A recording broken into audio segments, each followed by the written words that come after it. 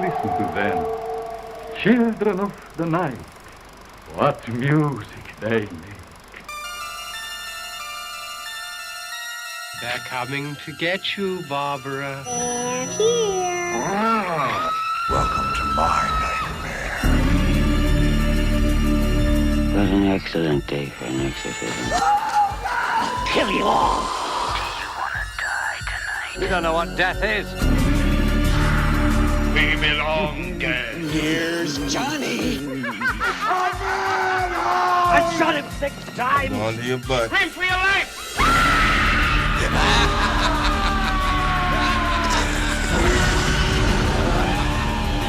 To a new world of gods and monsters.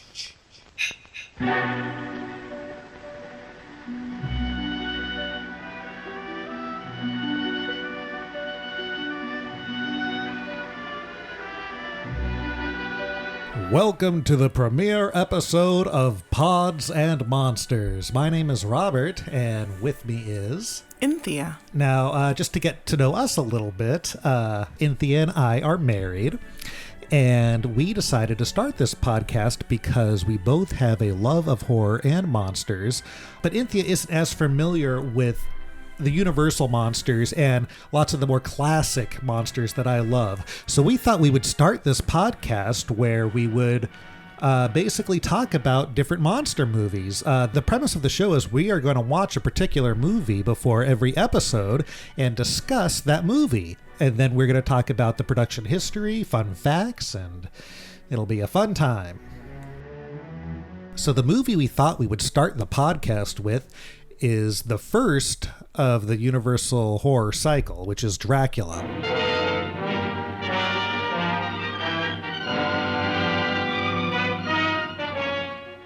I am Dracula. Dracula. The very mention of the name brings to mind things so evil, so fantastic, so degrading. You wonder if it isn't all a dream, a nightmare. But no, this is no dream. This is Dracula. It's not the first talking horror film, but it is the first talking horror film that deals with the supernatural. Before Dracula, there were other films that were talking, like The Cat Creeps and whatnot. And in those horror movies, there were supernatural elements, but then by the end of the film, it was always revealed to be a human person or real life events taking place, more like almost like a Scooby-Doo episode, you know? Oh. But Dracula is the first time where audiences had to believe in the supernatural to buy this movie. I had no idea. Have you seen Dracula before we watched it? No, I really had not seen this version of Dracula. Like, I've seen, like, Mel Brooks's Dracula Dead and Loving It, which is not the best. But this version of Dracula I had never really watched. So what did you know going in about Dracula? Overall, I had absolutely no idea what this movie was about. Like, I knew Dracula was in it, but I didn't know what the conflict was in the movie. So I've seen also the Gary Oldman Dracula, and so I would assume that it would have been along the same lines as that. Did you find that it was? No. Well, yes. No. Yes. I really had to think about that. It's been a while since I've actually sat down and paid attention to that movie. I haven't seen that one in a long time. We'll probably do that one. We should watch that one. Yeah. Add it to the list. So I just wrote down some notes on what my general idea was before we watched it. What do you have? So I put down, I have no idea what this movie's about. I knew that Dracula was a vampire. I figured that he would seduce someone, various someones. Uh-huh. How the seduction played out, I wasn't 100%, but I assumed it was the hypnotic stare, because I know that the film still that you always see of his eyes are really lit up, like there's that slit of light over his eyes. Right. So that's what I always think of when I think of this Dracula. I knew he had a servant, and I believe his name is Renfield. It was my guess. That's right. And Dracula is played by Bela Lugosi. Bela Lugosi, yes. That's really my general off the top that I could think of. And I was surprised at how limited and narrow my overall ideas were about this movie. I have been obsessed with Universal monster movies since I can remember, since I was a tiny little baby, and Dracula is one of the ones that, I would watch. It wasn't up there on the same level as Frankenstein or the Wolfman for me, and as we discuss the movie, I'll get into why it's not on that level for me. Okay. But it's one of the classic Universal monster movies, so it's always been a part of my life. I can't imagine what you must have thought of this movie as a wee child. Well, I'll tell you. So this movie, it's very stagey. It is a little talky, and I'll get into reasons why that is. So watching the movie, really for the first time, what impressions did you take away from it? So my first one, movie title comes up and then it runs through the cast and it has who is in the movie and who do they play. Right. And the first name that I saw when I looked down, I was like, okay, Dracula. Don't know who, I think Mina, Lucy, sure, Yeah. And then I get to Renfield and I was so excited because I nailed it. There's someone named Renfield in this movie. And Right. B, I got the spelling right. So I was really excited. And do you know who Dwight Fry is? No. Dwight Fry, who played Renfield. I think Renfield kind of steals the show. I think of course Lugosi is the best part of the movie, but Renfield is the most memorable part for me. Thanks. Okay, I could see that. It's hard to explain because Lugosi's performance, while it's very surreal and stage-like. Okay. But he's also just so iconic with Dracula that you just figure that's the way he is. So it almost doesn't seem like a performance. Okay. Where Renfield just seems like a really great performance. Yeah, I could see that. He was really good. There were certain parts of the movies where I could see it being used or mirrored in the Gary Oldman Dracula. Yeah. And I believe that one was played by Tom Waits. Is it Renfield? Or, thinking of? I think you're right. It's been a long time since I've seen that one, but that sounds right. But if you remember Dracula Dead and Loving It, Renfield is played by Peter McNichol. His name is Vigo? Yeah. Vigo! Why am I dripping with goo? But that's a great performance. He looks exactly like Dwight Fry, and he sounds just like Renfield. He's really good in it. My God, man, you're eating insects right from the ground. What makes you say that? Because I can see one trying to get out of your mouth. I don't know what you're talking about. If you insist on ranting like this, I'm going to leave. So, Oh, and also with the opening titles, if you notice at the bottom, it says Carl Laemmle President. They forgot to put the letter D in there, so it really says Carl Laemmle President. So the opening scene has a stagecoach, or I guess a carriage, with pretty much a bunch of people talking in it, and you find out the general warning of it is about a Nosferatu, a vampire, and that is our introduction to Renfield. He's in the back of this carriage with all these people that are locals. Correct. And the first lines of the movie talking about the Borgo Pass, there's a female that's reading sort of a guidebook about the Borgo Pass, which is what they're traveling through. That is actually Carla Laemmle. Among the rugged peaks that frown down upon the Borgo Pass are found crumbling castles of a bygone age. Who was Carl Laemmle's niece. Carl Laemmle founded Universal Studios. What was it, 1915? I think they came to California.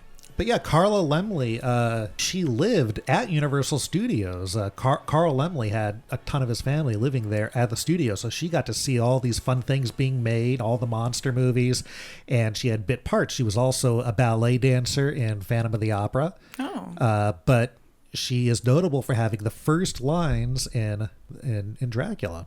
Okay. And she lived to be like 104 or something. She died only a couple years ago. Oh, wow. So the opening scene, and then they cut to a family praying, and they're just going about their business, and everyone in the town, very tiny town, gets really excited when this coach shows up.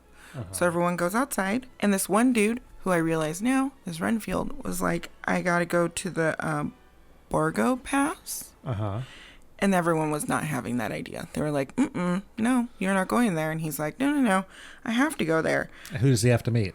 He says that he is meeting the Count Dracula coach, which then Dracula freaks everyone out. This lady is doing the sign of the cross on herself. And he says that he is meeting it at midnight. And everyone's like, no, you are not. We do not leave from here at after sundown. No one leaves. We stay inside. So this dude's not convinced. He says he has to go. And he starts to leave. So this lady gives him her cross for protection. If you must go, wear this for your mother's sake. It will protect you. Then they cut to whatever townspeople are still outside. They all look at him like he's pretty much doomed.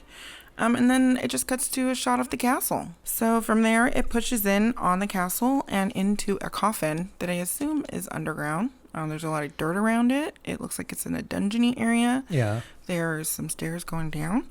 It's a great set. I love that set. It's a really great set. And a hand comes out of this coffin.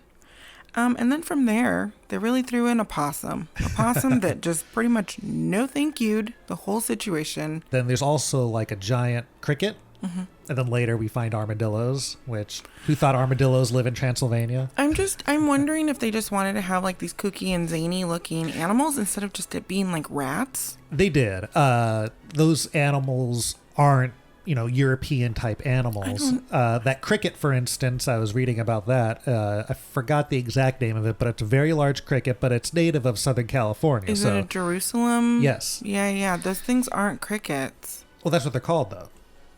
Jerusalem cricket. Are they crickets? Are they potato bugs? I don't know. I think they bite. I don't know. I'm not an entomologist. There's some sort of crazy bug that lives in California, and they threw it in there because they made the movie in California, and it looks scary. Don't go outside, so I don't know. Okay. So Dracula emerges from his coffin, and so do what I assume are his wives. His ladies in waiting. The censors at one point wanted no reference to them as wives, but as Dracula's sisters. Because censors back then in the 30s, were very sensitive to lots of different subjects, but for someone to have several wives was a bit taboo. Well, I mean, it still is. Yes. Some parts of the country. But, you could at least mention it in a movie now. But yeah, I guess so. But they did mention it in the movie, so I'm a little confused as to what that fact is, unless the version that I'm watching now from Universal Studios, it was put back in. Because, they did have cuts. For instance, there was an original ending to the original version of Dracula that was taken out for the re-release in 1936. The movie came out in 1931. Okay. And the 1936 version didn't have that ending, and the ending is supposed to be lost. We'll get into what that ending actually is later. Okay, because that ending's super lost. So, wait, going back to the cricket situation. So, it's a tiny coffin with a cricket. I don't understand. Is it like a giant cricket? Because I missed that. Like a 3-foot cricket? Yeah, so obviously it's not, so they made this tiny coffin. So is the whole idea that there are these giant creatures that live under Dracula's castle? No, I just think that it's just bugs and possums and armadillos, and it's just a box. It's not like a coffin for the cricket or anything like that. I didn't think it was a coffin for the cricket, but... No, I just think it was just a little box that was down there. It's kind of a place where things get thrown to be lost, Okay. But what I also love about that scene so much is how eerie it is because there's no dialogue. And if you notice, the movie doesn't have music in it. Yeah. I mean, the only music that plays is at the beginning. At the beginning and at the opera scene. Yeah. Mm-hmm. Because in the early 1930s, there was a big question as to whether people would understand music in movies. They thought people would be questioning, where's this music coming from? So early movies didn't have music because of that reason. Oh.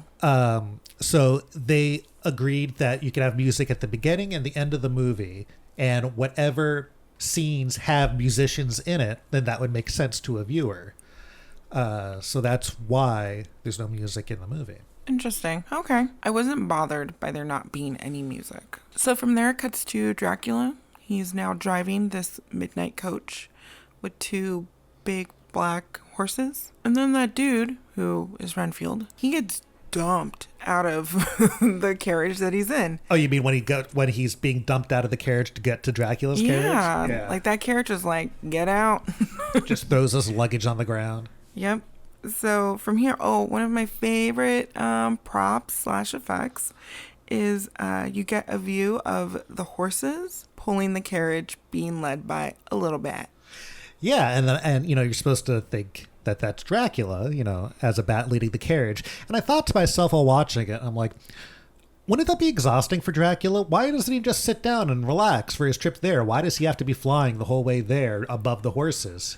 That's what he does. I don't think birds don't get tired of flying. I mean, they probably do get tired of flying, but I doubt that they get tired of flying down the street. I guess, but if he has a chance to just sit down, why is he turning into a bat and flying? I want to know. Okay. Well, that's when Renfield sees that the driver is missing. And hey, driver. We see our first full interior set. Yeah. Was it a set or is it matte paint?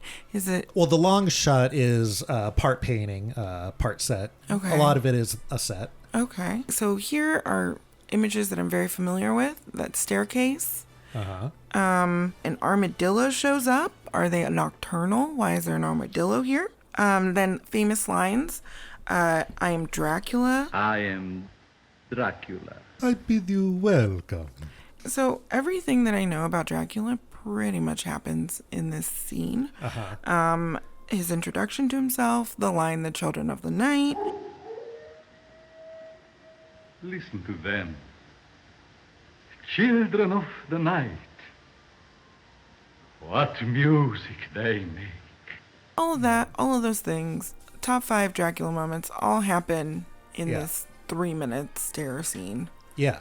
And one of my favorite little tricks of film editing that they did was having Dracula pass through the spiderweb. Yes, I thought that was done very well. I feel like the editor could have cut it maybe like 6 or 7 frames earlier, because you could kind of see Lugosi stopping at the web. But if they just had him like he was walking and then it cut to Renfield's reaction and like he just went through it, that would have been a little bit better. And then there's that great scene with that giant spider. Yes, I will say that I did note so many cobwebs. Yeah, I love that. I was like, there are just so many cobwebs. And it's like a giant spider web. And that spider web is so large that I would have thought that the spider would be a little bit bigger. Yeah, I mean, it was probably like a maybe 1 to 2 foot spider. It looked pretty huge. You think so? Really? Yeah, Well, I mean, it looked really fake too, but that's okay. But that leads to maybe my favorite Dracula line. Do you remember? The spider spinning His web for the unwary fly. The blood is the life, Mr. Renfield. And what is so great about that is he's describing the spider and the fly, and it plays into Renfield eating the flies and Dracula being the spider himself and Renfield himself being the fly, and he needs his blood to live, and it's just so great. So this is when I believe Renfield's name is actually said for the first time, and I realized this was Renfield. Yeah. I had no idea. And I said, oh my God, Renfield, this posh dude. Because Renfield looked super posh. I, again, didn't know the origins of Renfield. I knew his name, and I thought maybe he was just living around there, and we didn't get to see the evolution of Renfield in this movie. Well, also, I don't know the Dracula, the Bram Stoker's 1992 version of Dracula that well. But if I remember that version, and I think the original, the book, it kind of switches roles where it's Jonathan Harker that comes to visit Dracula.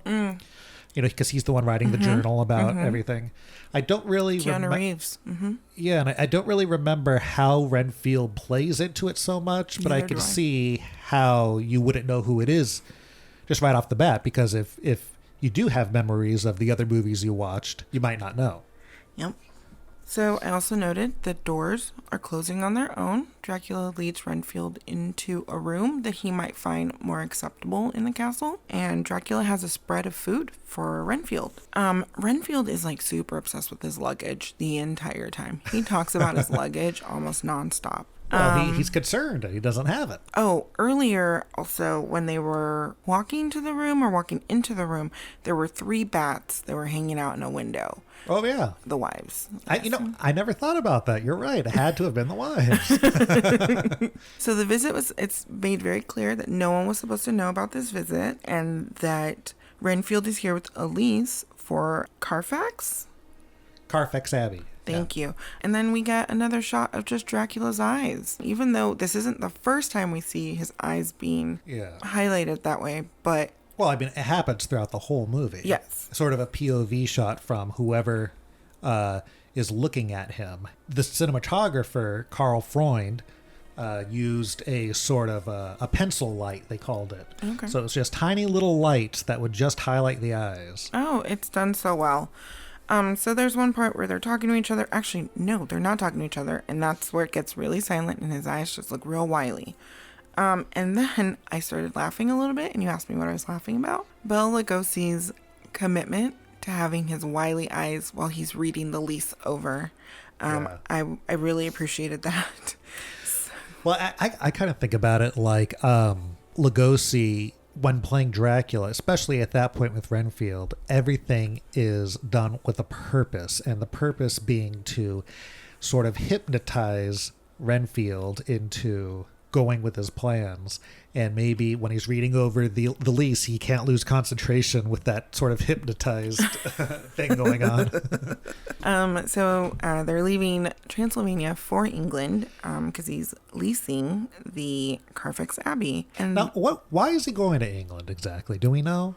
Not that I picked up on. Yeah, I don't know either. Yeah, it's just he's going there. He just wants new blood, I guess. I guess so. So they go over this paperwork, and Renfield is putting this paperwork away and gets a paper cut, like a pretty intense paper cut.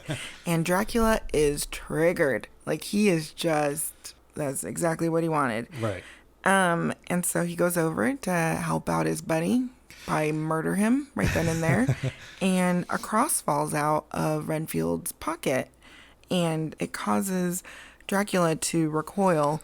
But Renfield thinks that he's recoiling at the blood. I know. And he's like, it's just a paper cut. I always love that. He thinks Dracula's so scared of the sight of blood, he has to turn his back away and hide his eyes. Oh, it's nothing serious. Just a small cut from that paperclip. Oh, it's just a paper cut.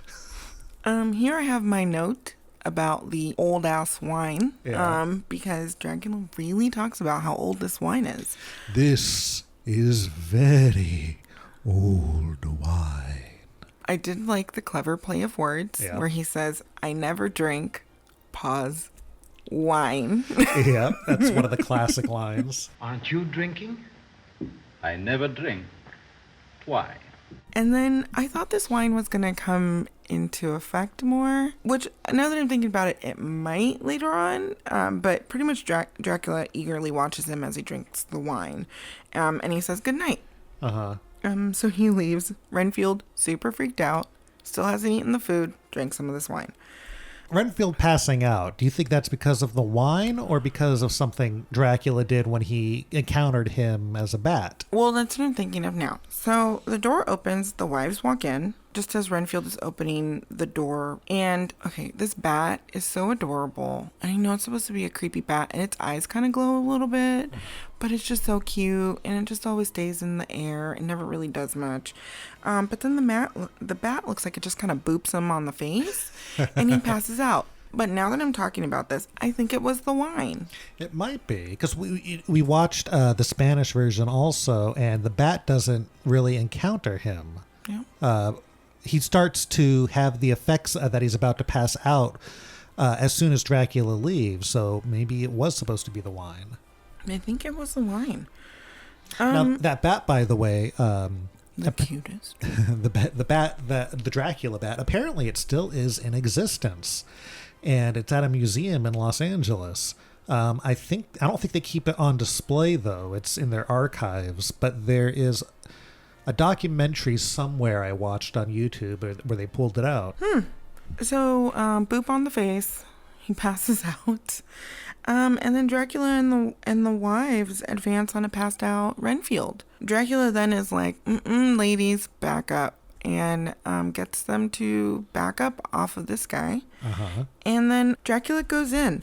So I didn't know, is he into, because we don't see him make connection with him. Right. It fades out. Did he kill him? Does he just drink his blood? I didn't know at this point. There was a thing that the heads of the studio made note that Dracula was to not bite a male, only females. And I wonder if that is why they didn't show it. If you remember later in the movie when Dracula becomes attached to Mina, he bit her, but she doesn't die. Yeah. He's just she's under his thrall. And I think that's what Renfield is supposed to be also, sort of. Well, I assume so, because he's like, there's no way that he does the complete 180. Yeah, he's not he's not a vampire. Here and getting on that ship, where he's just like, Renfield. So now there's this like gnarly storm with this ship.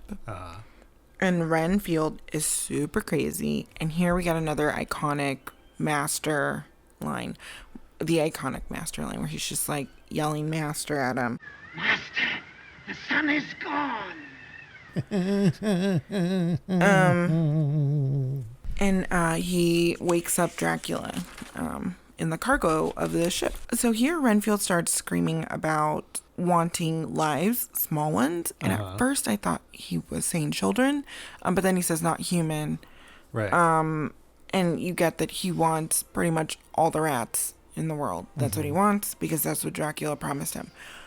I don't know why this is their business transaction here, is that Dracula is going to give him a bunch of rats, and that's all that he wants. Well, I don't know. I guess he's under the thrall. He's not a vampire completely, so he still has a conscience, but he still wants to be sort of a vampire. So I guess that's as close as he can get. to survive. Yeah. So Dracula gets up and goes out on deck. And I had a really hard time reading his expression. I put down that he was not impressed by this storm or any of these guys trying to fight the storm. Like, he was just like, what is going on here? Yeah, I think he was just watching and waiting for this storm to do the business for him. I suppose. So the ship arrives, and everyone that is then talking, I forgot we were supposed to go to London because no one had an English accent. No one has an English accent. Well, some people do, but there are no English accents found from any of these police people looking at the boat. Yeah. So we find out that all of the crew is dead. They've all been exsanguinated. And then Renfield, soup's crazy, and you hear deranged laughter. And then there is this really great shot where they're looking down into the cargo hold at Renfield, and his laughter and expression get more maniacal.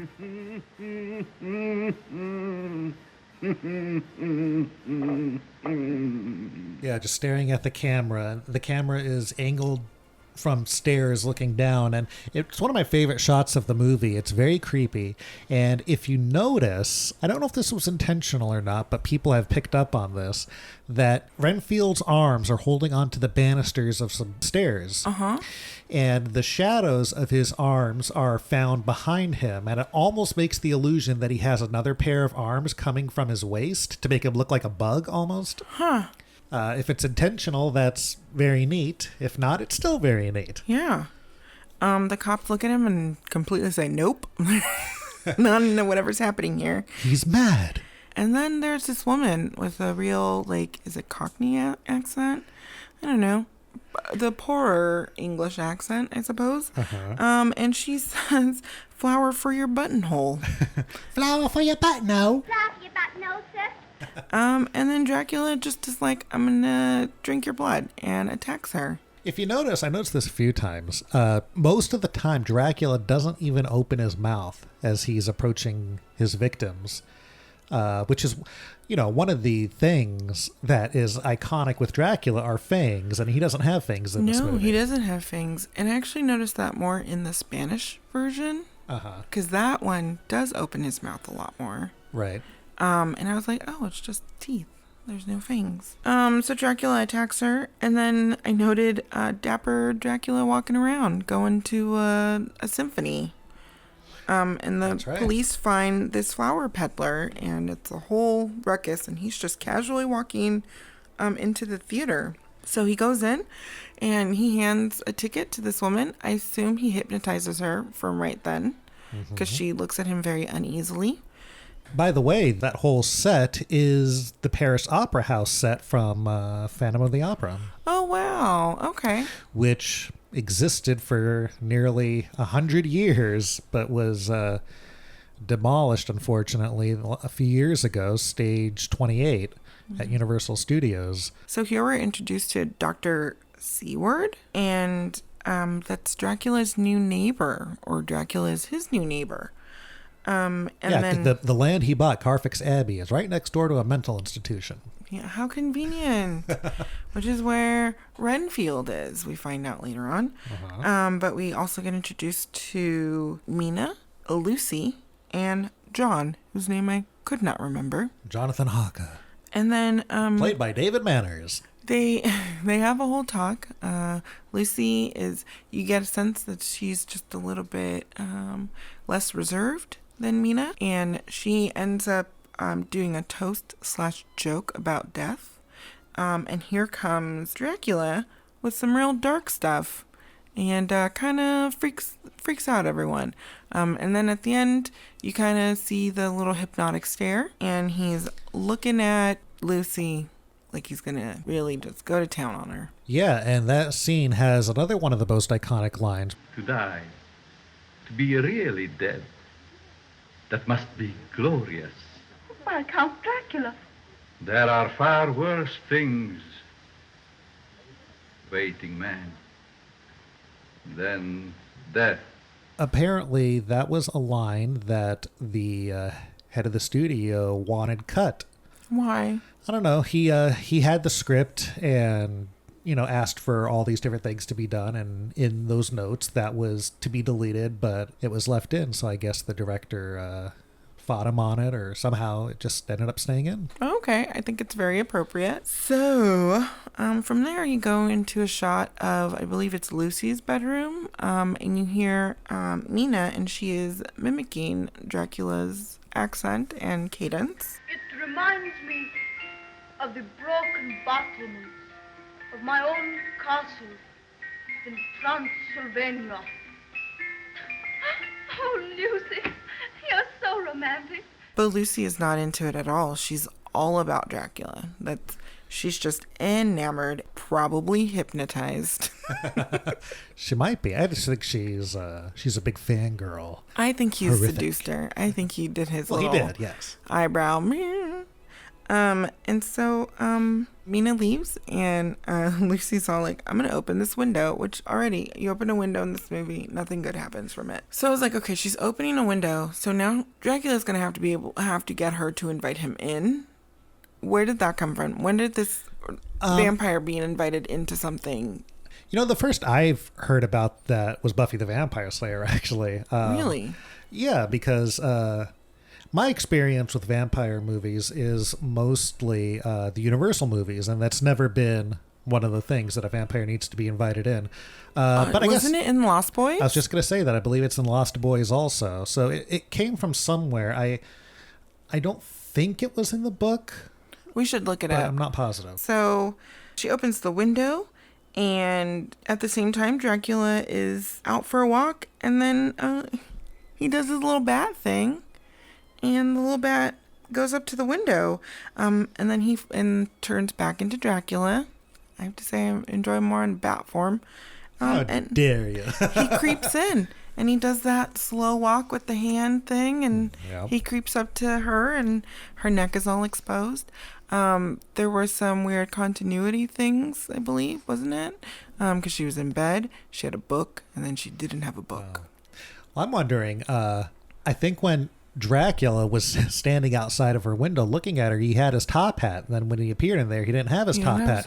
What did he do? Did he place it on the sidewalk and got it later? I don't know. Could you imagine a tiny bat with a little tiny top hat? I'm like, oh, it's Dracula. It's a fancy Dracula's.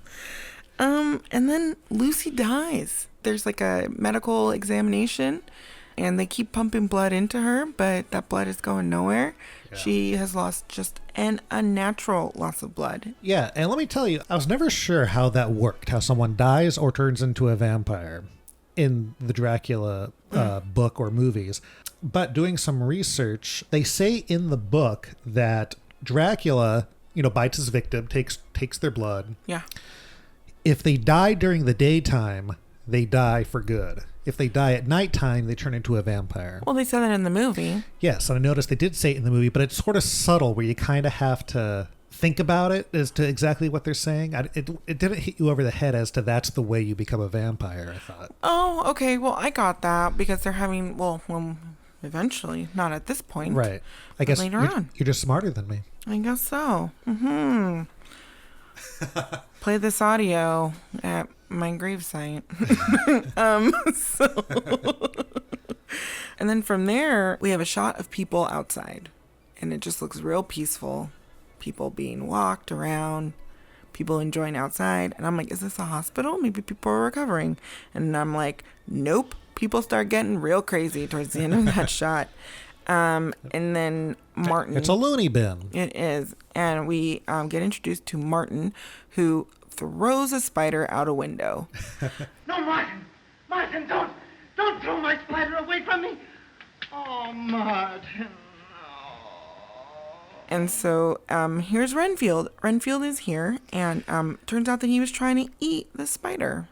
Yeah, that's one of my favorite Renfield lines again. Martin says, like, I thought you ordered flies. He's like, flies? Poor Puny things. Who wants to eat flies?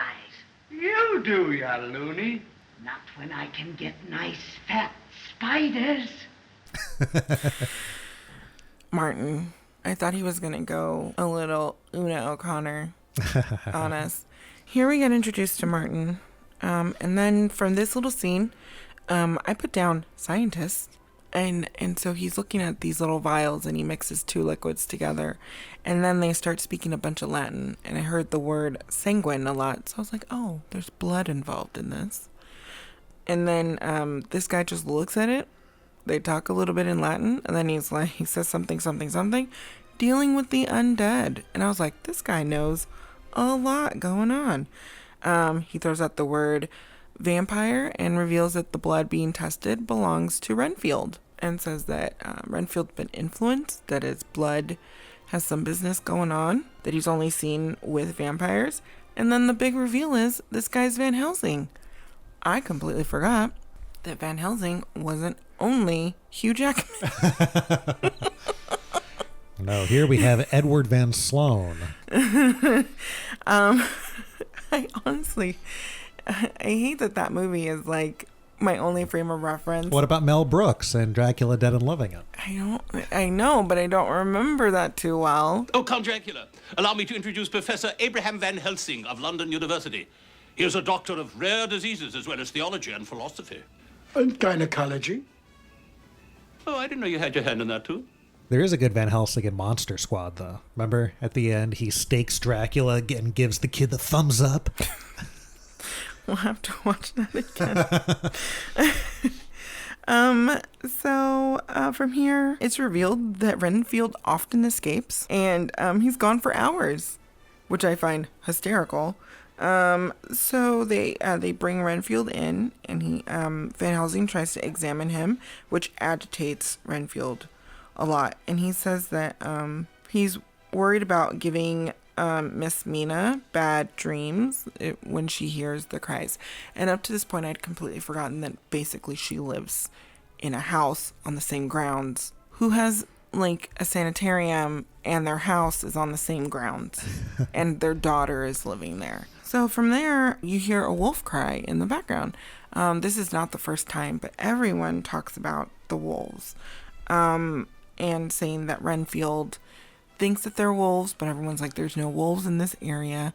And from there, you find out that Martin is a big jerk. And I put down that he'll probably die. I was wrong. And then I put down Van Helsing holds up flowers that upset Renfield. Turns out they're wolfsbane. Wolfbane. So it's a vampire protection.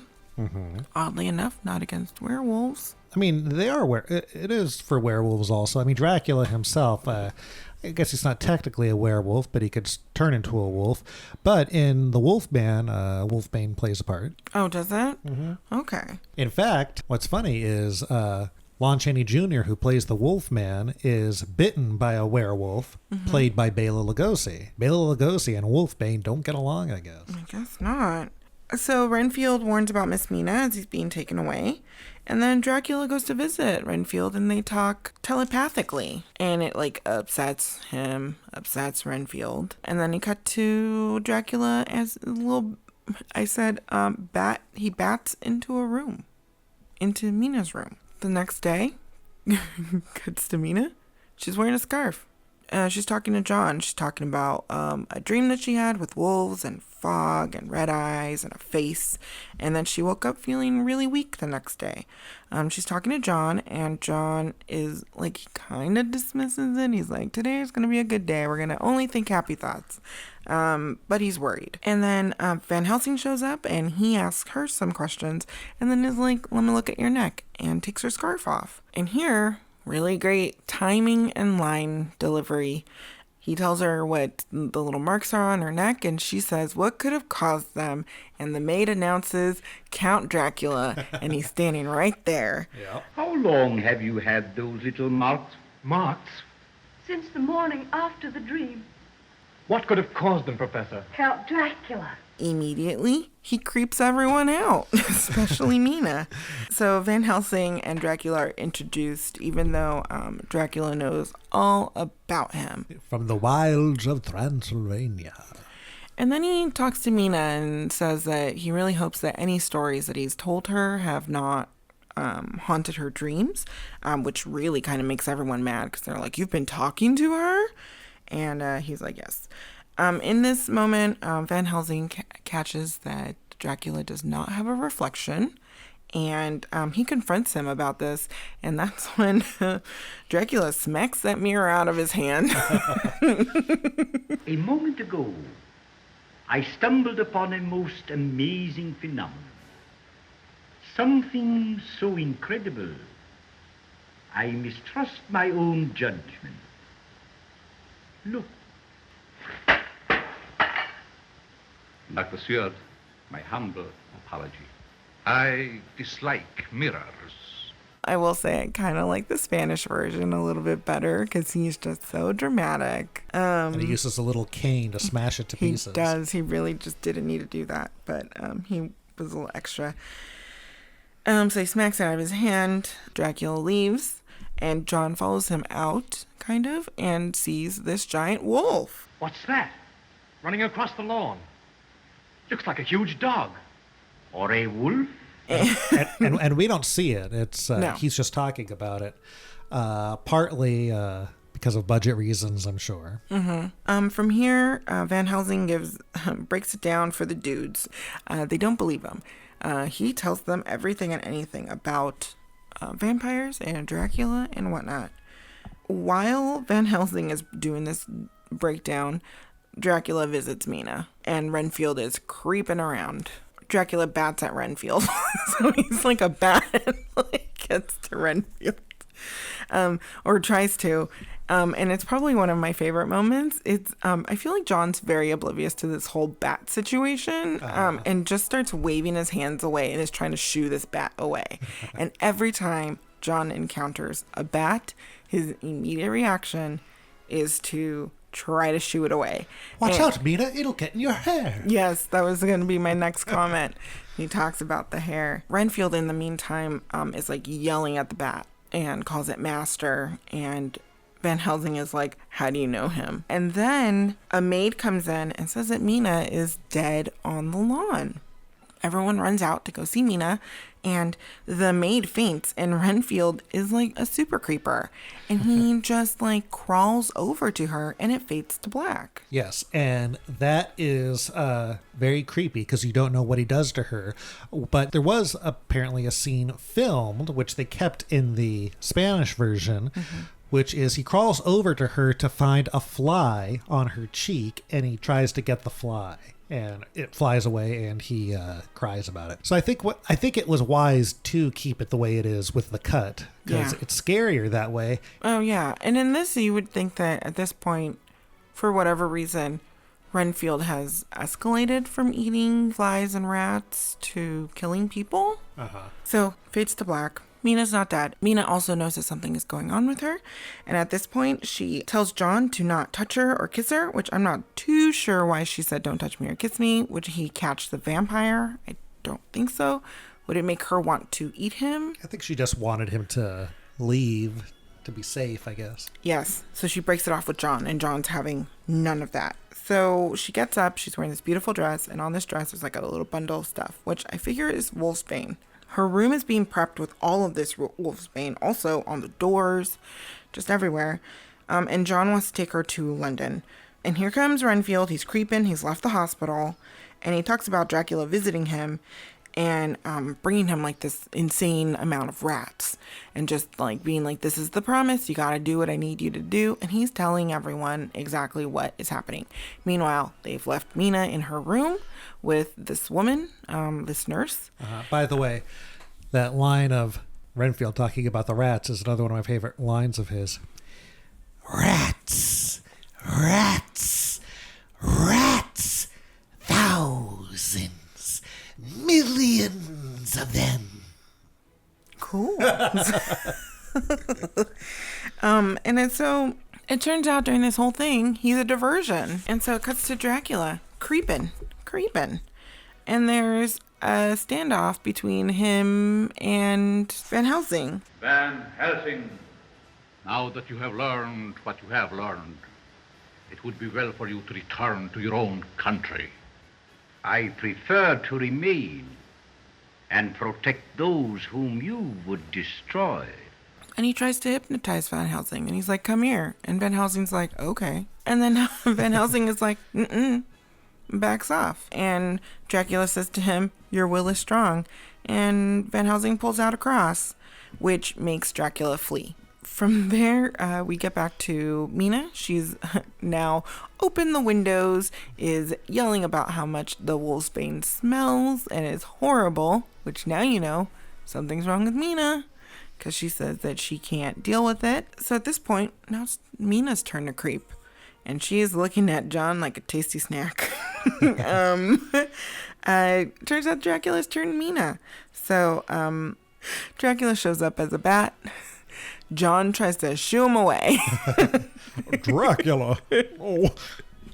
The bat then is talking to Mina as John is trying to shoo him away telepathically. And so she's answering, and John is just like, what? Huh? Like, what are you talking about? And Mina tries, she's doing the bat's bidding at this point, is like, can you get the cross away from Van Helsing? Tell Van Helsing to just put it away. I can't look at it. And then she's got some real kooky eyes. She's got a real weird look in her face, and she tries to attack John. But this happens off screen, and you see Van Helsing run to it, and you hear screaming, because you hear John go, no! And then Van Helsing runs, and you hear her scream. And then Martin is just taking some shots at the bat. Martin has a gun, and he's taking shots at this bat. I put down Dracula hypnotized the maid, Briggs, and she just lets him in. She takes down the wolfsbane and everything and lets him in. And from here, he takes her to the Abbey. To the Abbey in West Hollywood? Yep. They're gonna just enjoying a night out. Oh, and Renfield escaped again. So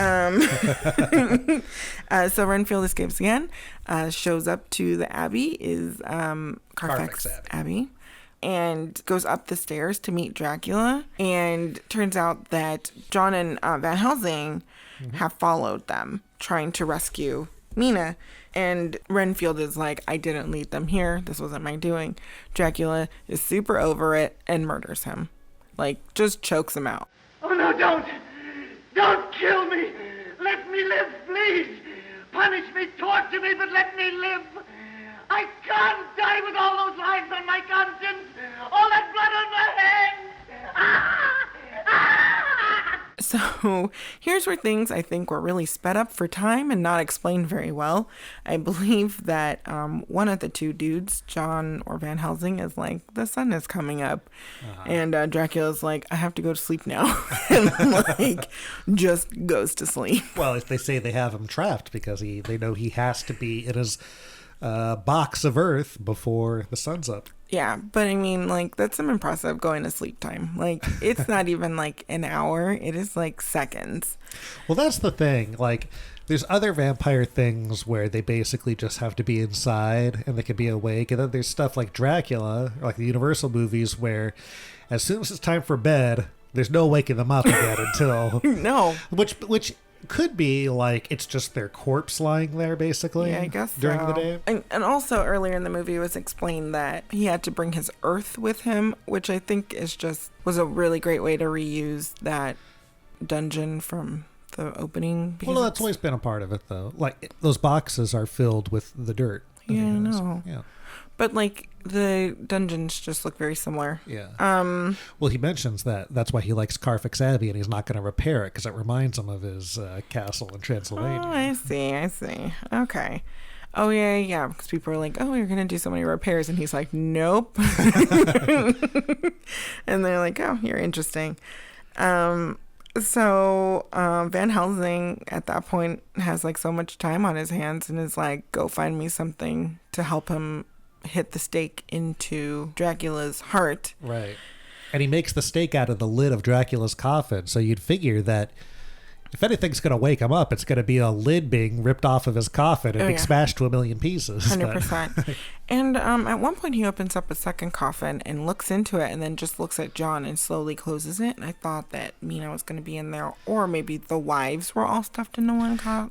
Well, they make it seem like that first time he opens it up that she was in there, and then the second time she's gone. I don't know. I just feel like he looked into it, was empty, and he's just playing with them saying, I don't know. All right, that was weird. It was weird. And then Mina's just like asleep in a corner somewhere, standing up, just kind of hypnotized. So John finds Mina, brings back a piece of metal or something for Van Helsing. And then you hear the sounds of Dracula being staked. Mina wakes up, or is like, she's fine. She's snapped out of it. Yeah. And those sounds of Dracula being staked, it was in the original version, and that was something that had to be cut out due to censorship. They thought it was too graphic hearing that gasp and moan of Dracula. So that audio was gone for a lot of the time and then put back in the movie for like home video release.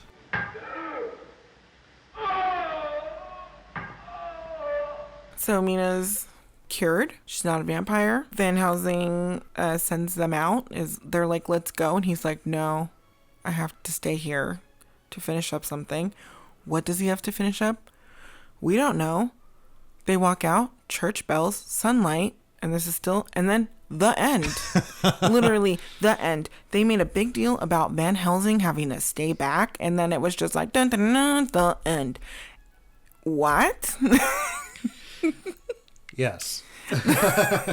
What did he have to stay back for? What did he accomplish? Did Dracula not die? Does Van Helsing die?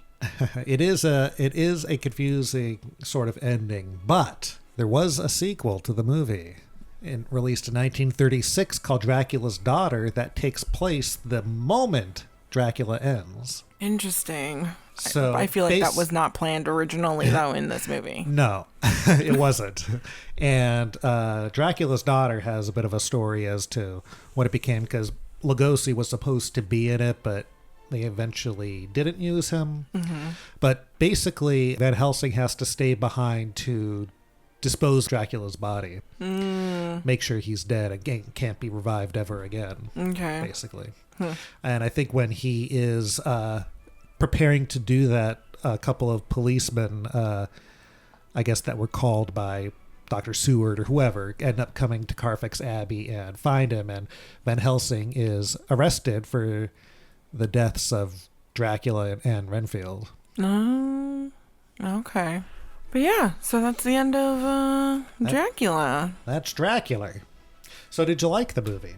I thought it was okay. There are elements to it that I really enjoyed. I really liked Renfield. I liked Martin. I really liked whenever he was a bat. There were certain shots that I thought were done so well. Or sets that I thought were beautiful. I think even at 75 minutes, it was still a little too long because it is very talky where there's just so much exposition.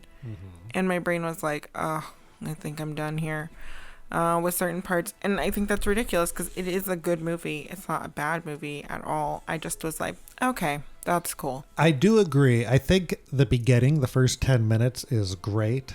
Some of the best Universal Monsters stuff. And then it's not so great. You know, it's it's great when Dracula and Renfield are there, but it is a bit talky. And I will explain a little bit why that is as we go into the production background. Want to hear a little history about Dracula? Sure.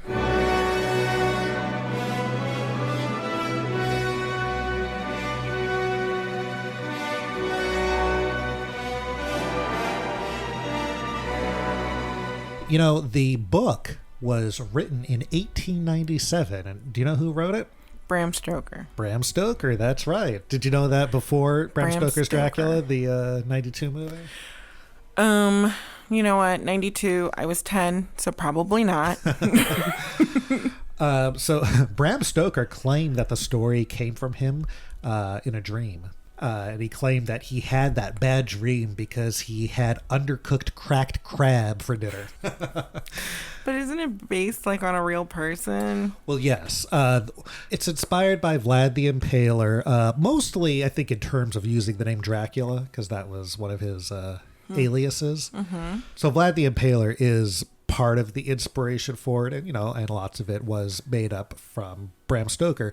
But his claim that the story came from him in a dream, I mean, it could be true, but he did do a lot of research in terms of Vlad the Impaler or vampire lore and all that, and there's lots of notes that exist of his research. So the original title, do you know what the original title of Dracula was? No. It was called The Undead. Oh, I like Dracula better. Yeah, and in the book, Dracula had a long white mustache. I think he had long white hair, too. Really? He wasn't the handsome Dracula that we all know from the Universal movie. So the book was really popular, and it had, a bunch of reprints, and naturally it would turn into a movie. The earliest known surviving version of the story is Nosferatu from 1922, a German film starring Max Schreck as Count Orlok. Is it Max Schreck? Just such a great monster name. Oh, monster name? I thought more it was like a film critic or really like some sort of futuristic Max Headroom, and this is his friend Max Schreck. Yeah, so they it's the story of Dracula, but they didn't have the rights to do this. And Bram Stoker's widow, she sued the filmmakers, and all prints were meant to be destroyed, but one survived, and that's how we're able to watch it today. Oh, wow. And it's a great movie, and I'm sure we'll eventually get to that one on our show. How long is that one, do you think? 20 minutes? No. It's probably just as long as this one, if not longer. But all silent. Oh, gosh. Okay. No, it's great. It's more like the book, though. So, eventually, Hamilton Dean brought Dracula to the stage over in Europe. And then an American producer named Horace Liverwright bought the rights for the United States and brought it to America. And he hired a man named John Balderston to modernize it and to use more of a language that Americans would understand. And that's the version that the movie was based on. Originally, when they announced Dracula from the studio, they were going to base it more on the book, but this Broadway version, which was a huge success, would have been a lot easier and cheaper to film. So that's why it's so stagey, because it's based off of that stage play, which, lots, you can't show lots of exteriors in a stage play. Like in the stage play, they just mention a wolf transforming it in the background. You never see it. So that's what they did with the movie too. I honestly, without you telling me that, would have just assumed that it was the movie style of the time. I mean, that's part of it too, but it's a budget thing and all that. Mm-hmm. So Dracula came to the stage, and in 1927, it was in America, and that's when Bela Lugosi played Dracula. He got the job on the original Broadway version, and he claims to have played Dracula on the stage 1,000 times. I don't know if that's true. Could be. Maybe in his life that was true. I think he's quoted as saying that in the early 30s, though. Mm-hmm. You know, it could be true because that initial Broadway stage version in New York had 261 performances. And it broke like all records. It was popular everywhere. And then they did a traveling show version that went all over the country. Mm-hmm. Lugosi was with the West Coast team. So he was doing it in California, in Hollywood. And that's when he ended up staying in Hollywood to do movies. Okay. Do you know where in Hollywood they performed it?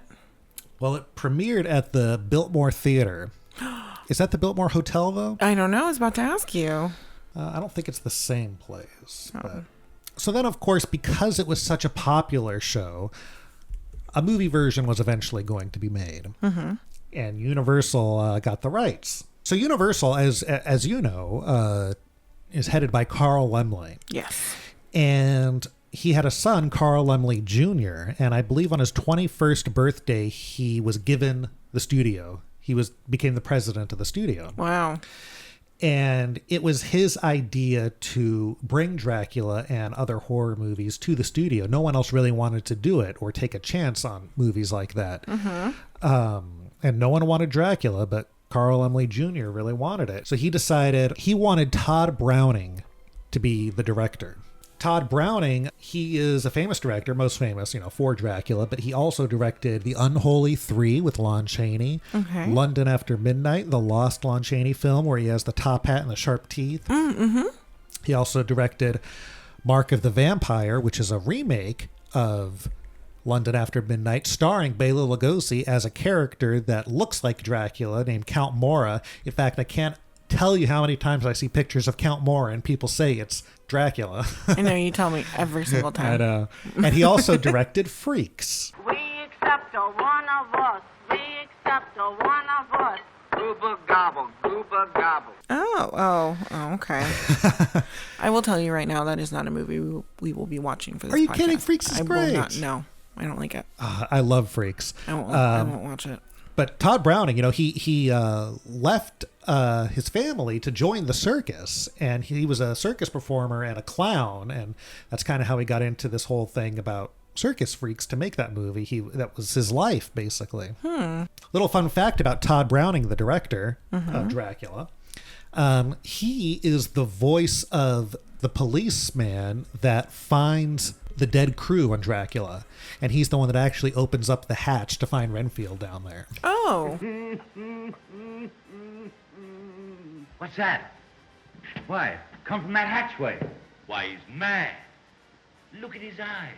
So Carl Laemmle Jr. wanted Todd Browning to be the director, and eventually he did become the director, but he wanted Todd Browning and Lon Chaney to play Dracula. Okay. Carl Laemmle Sr. wanted a director from Germany named Paul Lenny to be the director, with Conrad Veidt to play Dracula.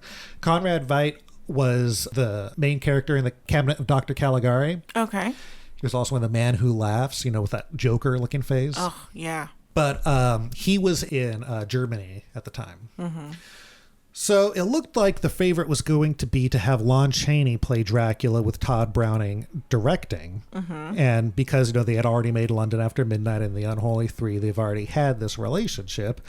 Well, Lon Chaney ended up dying in 1930, which is a year before Dracula came out.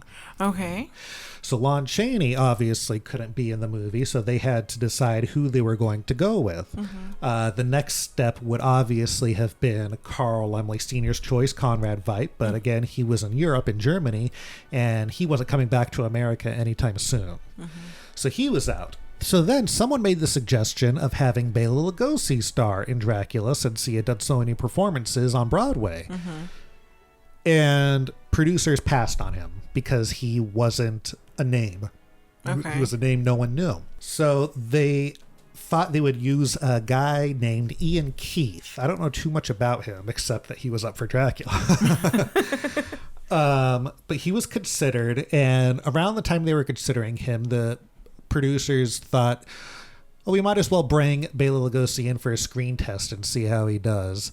And he did great. They loved Lugosi. They hired him. And also because he didn't have a name, they got away with paying him a lot less than they would a star. Oh, man. So Lugosi became Dracula. And I think he got $500 a week for his part, which wasn't that good even back then. Yeah. So they got Bela Lugosi to star. Now, a little bit of a history on Bela Lugosi. I just want to mention, he was born in 1882 in Lugos, Hungary, and he was born very close to where Dracula takes place. So, it seems like he would be the perfect actor for the part, especially since he's had the experience of playing it 1,000 times on Broadway. And, doing that Broadway version, his version really changed what the Dracula character was, especially from the book, being, he made him a romantic, sensual, vampirific creature. Is vampirific a word? I guess so. It is now. I guess so. So they have Lugosi, they have their actors, they're all set to make this movie. Yeah. Todd Browning ended up being the director. And the cinematographer of the movie was Karl Freund, who I'd mentioned earlier. He was a German expressionist cinematographer that did some great movies like Metropolis and The Golem. Oh, And I've never seen either one, but I'm familiar. Yeah, and he ended up directing The Mummy with Boris Karloff. Okay.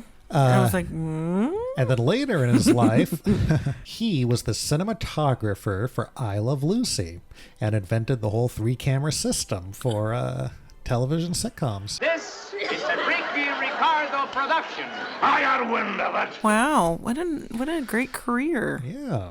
So they filmed the movie, and they decided at the same time, there's a Spanish version of the movie being filmed as well that we talked about throughout. Soy Dracula. Someone had the idea that for very cheap, they could make a Spanish version of the movie with different actors.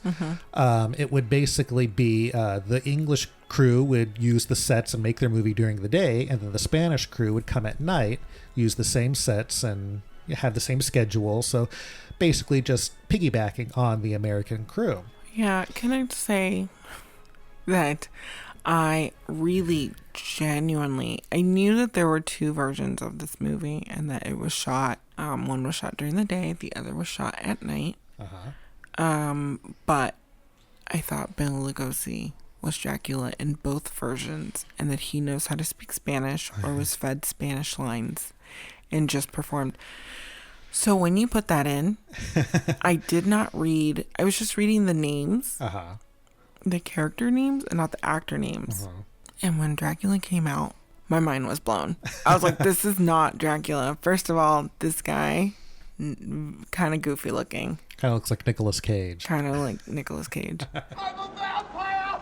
I'm a vampire! I'm a vampire! I'm a vampire! I'm a vampire! I'm a vampire! Yeah, so it's a completely different cast, but it's all in Spanish, and it's technically a better movie. They do a lot more inventive things because it was based on the stage play. It was almost shot like a stage play where camera's usually steady, not a lot of movement, where in the Spanish version, they use lots of cranes, and like the shot of Dracula being introduced in the Spanish version is just him standing on the steps, appearing out of nowhere, and then the camera pans up over the steps right up to him. Where in the American version, it's just a long shot of Bela Lugosi walking down the steps.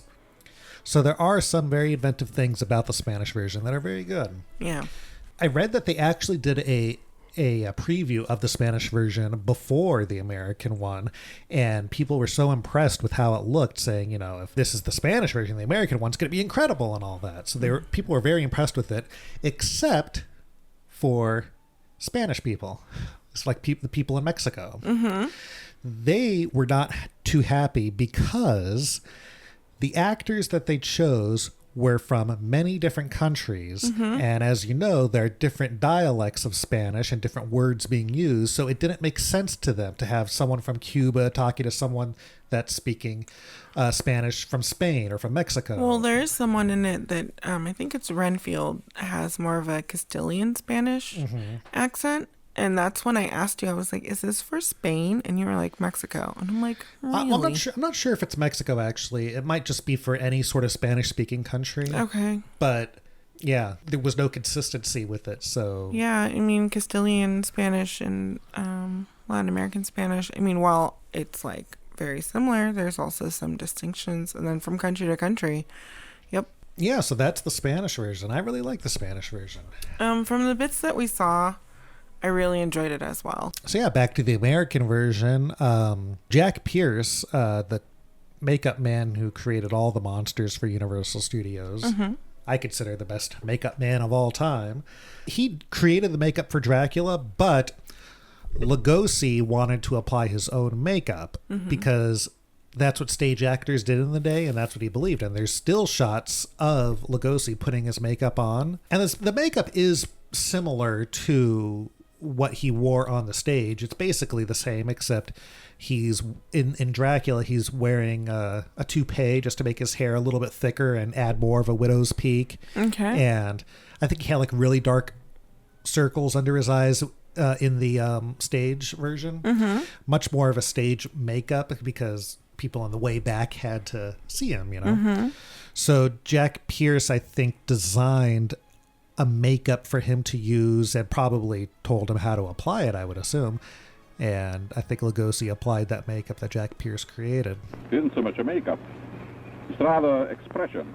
So the movie was completed and ready, and it was announced that the movie would open at the Roxy Theater in New York on February 13th, 1931, right before Valentine's Day. Appropriate. So when Todd Browning found out that the movie was going to be released on February 13th, he put out an ad having it set to look like a telegram dated February 7th. And this is what it says. Okay. It says, "Dear Roxy, don't blame me, but I was born superstitious. Stop. Just heard you are opening Dracula Friday. Stop. That bad enough, but Friday the 13th is terrible. Stop. I have put everything I have into this picture, and as a favor to me, can't you open your presentation Thursday? Stop. Best regards, Todd Browning." So he was so superstitious, he didn't want the thing opened on the 13th, so they pushed it back and they opened it on the 12th. Oh, wow. Okay. Or pushed it forward, I should say. Yeah. So it opened February 12th, 1931, and it did great. It basically saved the studio. You know, the studio, it did have All Quiet on the Western Front, which won Best Picture the year before, but they weren't the most successful studio. But the horror movies really sort of saved the studio, and it all started with Dracula. Oh. Did you just Walt Disney? Maybe. So also, with the making of Dracula, there's a rumor that Lugosi didn't speak English at the time of Dracula being filmed, and he learned it all phonetically. That's not true, though. He had learned English by that point. I know how to say okay and cat's whiskers and baloney and how. I think it's pretty obvious that he knows English in the movie. What do you think? I didn't think that he didn't know English, but I wouldn't be surprised if you say he didn't know English. But it's just because, I think it's because Dracula's cadence is so deliberate. Right. He has that very slow way of speaking, which is sort of like he's hypnotizing someone. Yeah. I have chartered a ship. Take us to England. We will be leaving tomorrow evening. And I think that's partly where the rumor started. But no, he knew English at the time. And there's a really funny interview with him from, I think, it was either 1931 or 1932, where it's kind of a staged interview, but it's really funny. It's great. And he knows English, like, pretty much perfectly by that point. Okay. So, you know, Bela Lugosi obviously became synonymous with Dracula. He was always living in the shadow of Dracula, which he he loved Dracula when he was doing it, on the stage and in the movie, but I think he felt it sort of hurt his career being typecast. Doesn't Dracula ever end for you? No. Dracula never ends. I don't know whether I shall call it a fortune or a cause, but it never ends. Well, some people, Bela, would consider that a curse, and some would consider it a very good omen, because probably as a result of Dracula, I make a living. Well, and you were typecast. You've made many other pictures of its type, vampire pictures and mystery pictures and things of that sort. But at the same time, I know you are always yearning, as all actors are, to do a different type of stage vehicle. What would you like to do? The romantic? No, I would prefer to play comedy. Well, he did it so many times on the stage, but he's only played Dracula in the movies twice. The first time was Dracula. Do you know the second time? Was it Abbott and Costello meet Dracula or something? Abbott and Costello meet Frankenstein. Oh. That's right. Yeah, that was he only played Dracula twice, and even that time, his agent at the time went to the studio and said, you need to make him Dracula. He saved the studio, and you guys haven't been fair to him. You barely paid him anything for the first movie. Mm-hmm. And I think the executives at the time said, we didn't even know he's alive still. Oh, I know. That hurts. So sad. But, so he had to audition and, wasn't given the part initially, but he eventually got the part of Dracula in Abbott and Costello Meet Frankenstein, and I think he's great in that too. Nice. He has played lots of other vampires and Dracula-like characters, like in Mark of the Vampire, he plays Count Mora, which is basically Dracula, and then at the end you find out he is an actor playing the part. Okay. Or there's a movie called Return of the Vampire, where he's a vampire. It looks like Dracula because it's Bela Lugosi, but it's not, in fact, Dracula. He later went on to be in the Ed Wood movies, which was brilliantly portrayed in Tim Burton's version, Ed Wood, by Martin Landau. So good. He's so good. Wait! Pull the string! Pull the string! Cut. That movie takes liberties, but Bela Lugosi, he ended up dying in 1956. Mm-hmm. And did you know he was buried in his Dracula cape? No, I did not. Why am I not surprised by this news? This tracks. Well, there is a somewhat famous photo. There's actually a photo of him in the coffin wearing the Dracula cape at his funeral. I'm not sure who took the photo. But newspaper people? There's a rumor that he requested to be buried in the cape, but from what I heard, it was his family, his son, mostly Bela Jr., who insisted that he be buried in the cape. So Bela Lugosi, he created a Dracula that, everyone is familiar with. When kids dress up as Dracula on Halloween, who are they looking like? He's my number one pick. Immediately when I think of Dracula, I think of him. Exactly. You can't disassociate Bela Lugosi and Dracula with Bela Lugosi. Mm-hmm. So if you remember I told you earlier there was a deleted ending for the movie. Yes. So in the stage play, the actor either playing Dracula or Van Helsing would come out and he would talk about how there are such things in real life as vampires and all that, and just kind of give a little scary afterthought. So there, initially, after Dracula ended the film, you would see them walking up the stairs and you would just hear someone say, "Wait!" And then it would cut to sort of a blank movie screen, and Edward Van Sloan, who played Professor Van Helsing, would walk out. And he would say, "Please, one moment." And he looks out into the audience and he says with a smile, "Just a word before you go. We hope the memories of Dracula won't give you bad dreams. So just a word of reassurance. When you get home tonight and the lights have been turned out and you're afraid to look behind the curtains and you dread to see a face appear at the window, why, just pull yourselves together and remember that after all, there are such things." And then it would fade out. So. Oh, okay. I don't know if that would have been any better. It wouldn't have been better to the story of Dracula, but it just was a fun little add-on. Which is funny because they did the same thing at the beginning of Frankenstein, remember? Exactly what I thought of was the beginning of Frankenstein, and I think it would have really... And it's the same actor. Oh, really? Yeah. I think that would have been really great. Yeah, Edward Van Sloan, who played Van Helsing, he went on to be in Frankenstein and The Mummy. And The Mummy is very similar to Dracula, the story. Did they put old man makeup on him? They did. He was in his late 40s at the time. Okay. He had some old man makeup. He's the same age as Lugosi, actually. Oh, man. Yeah. Dwight Fry is the other actor I just want to mention real quick. He went on to be in a bunch of horror movies. He was Fritz in Frankenstein, Frankenstein's assistant. He was also in Bride of Frankenstein as Carl, one of Dr. Pretorius's helpers. In fact, he had a Is he just an assistant? No. Basically, he had a much bigger role in Bride of Frankenstein that got cut out. And then in a movie called The Vampire Bat, where he played a suspected killer, and it was very much a Renfield type role.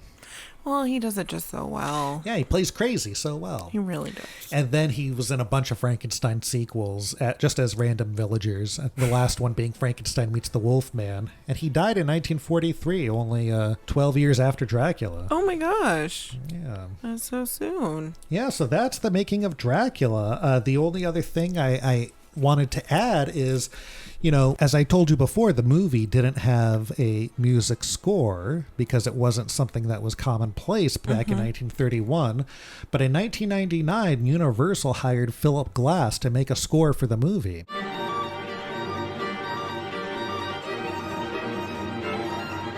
So when you get the DVD or the Blu-ray, that's an option to watch the movie with a score. Oh, we might have to do that. It's classical music. It's beautiful. It's great, but you don't get the eeriness anymore of those weird silent scenes. So I prefer the silent version.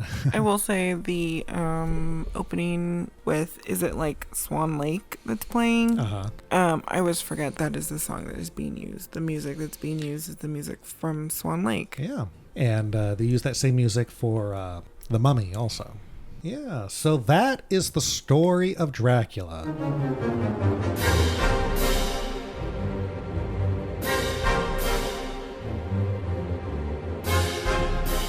Thank you so much for listening to Pods and Monsters. Inthia, where can they find us? You can find us on Instagram at Pods and Monsters Podcast and on Facebook and Twitter at Pods and Monsters. Please subscribe, like, and review us. Be on the lookout for more episodes of Pods and Monsters, and we will have many monsters to share, and production backgrounds, and movie reviews, and all sorts of things. If you have any suggestions, tweet at us. Drop us a line. Yeah, what movie should we watch? What should we talk about? We have so many to watch, but we would love some suggestions. Yeah. Because there's just so many. But yeah, what will we do next? We don't know yet, but we're going to do it. So excited. So for Pods and Monsters, this is Robert. This is Cynthia. And we hope you have a dreadfully eerie night. Thank you so much. Bye, everybody. Bye.